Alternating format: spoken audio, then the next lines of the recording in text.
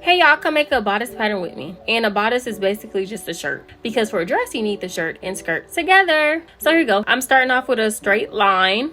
Then I'm going to do shoulder to bust, horizontal line at the bust, then bust to waist, making it straighter right here.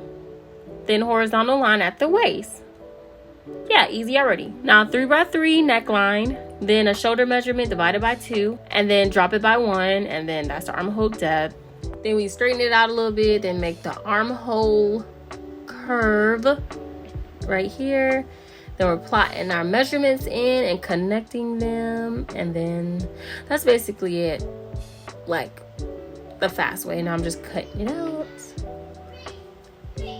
Yeah. If y'all want a detailed tutorial, go subscribe to my YouTube channel because I'll be posting more. And that's the final dress. And she looks so beautiful. Thank you. Bye.